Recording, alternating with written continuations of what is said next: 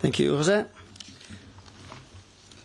I deal with quality assurance, so traceability is a big part of quality and assuring quality for food. Traceability is a part of a preventive approach to quality and food safety.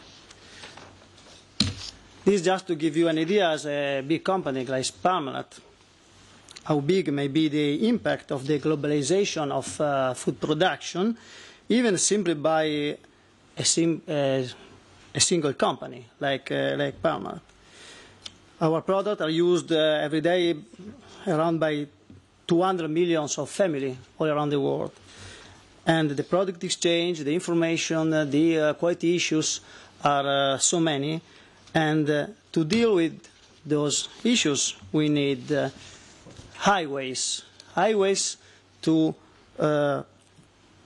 on which we can travel with the information, with the quality determinants that we deal with every day. Traceability is not only the base model that we have from the regulation 178 just for safety purposes, but we think that the advanced traceability means to put on the same highway the product genealogy information and the quality attributes that then may be determined, also measured by the sensor like Elena showed you in the previous presentation.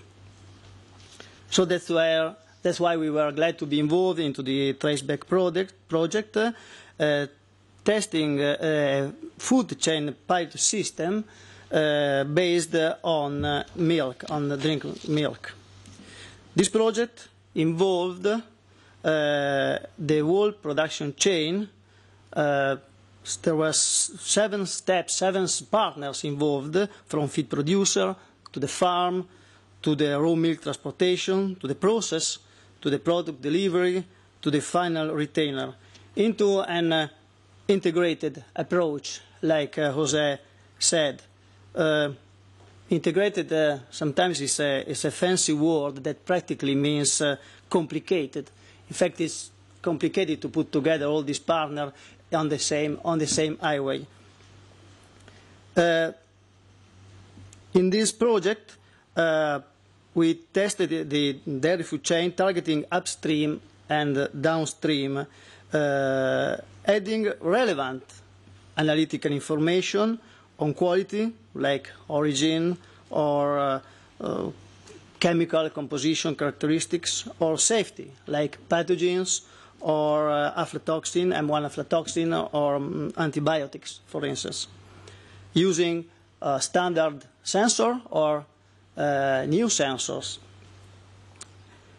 We applied this pilot to this product shown into the slide. It's a microfiltered pasteurized milk. We chose that product because it summarized some problems, like the need of cold storage, short shelf life, and the composition of the product, which is milk, which is particularly sensible to every kind of contamination.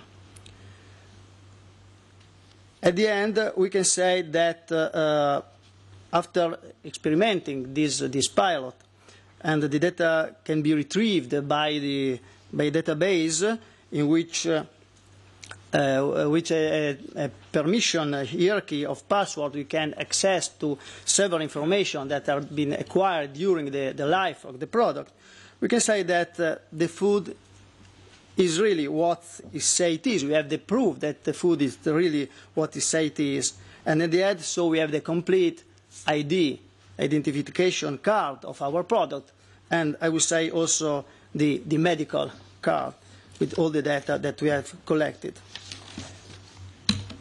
So we can say that as evaluation of this experience, we can say a few words about what the results in terms of support of the quality policy of the company for the consumer, toward the consumers, and toward the other food chain players.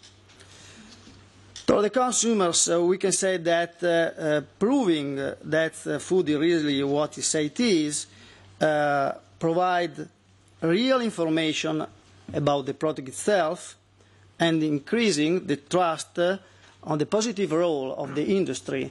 We need them. I think the industry generally needs to improve this trust of the consumer, delivering a genuine, safe, healthy, and natural food. When I say really what the information that the consumer needs, or really relevant information, I would say information that are useful for the consumer, not just for advertising. Sometimes this kind of information are also misleading.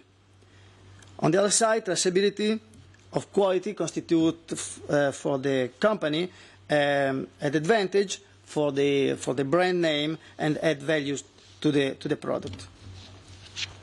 Toward the other food chain players, one advantage is that the system allowed to move the detection of quality and safety problem closer to the origin of the problem itself. This allowed to have an early detection of non-conformities and reduce the intervention time. That's mainly important when we speak about food safety, of course. But on a preventive approach, it allows to improve the quality determinant as soon as possible, as fast as possible. And that's also increased the accountability of the food business operator into the food chain, because they can deal with their relevant part. Everybody has to do his part, so everybody do that when he needs to do that. Least but not last, this allowed it to spread the cost of the control activity and the production data management over the whole food chain, and not only concentrated on the processor, like in several cases now is. So, as a conclusion, I can say that it can be done. This complicated approach, integrated approach, it can be done. The technical tools are available. We experimented that, but it requires a high level of partnership, and this is a relevant part of the food business operator policy. Thank you very much.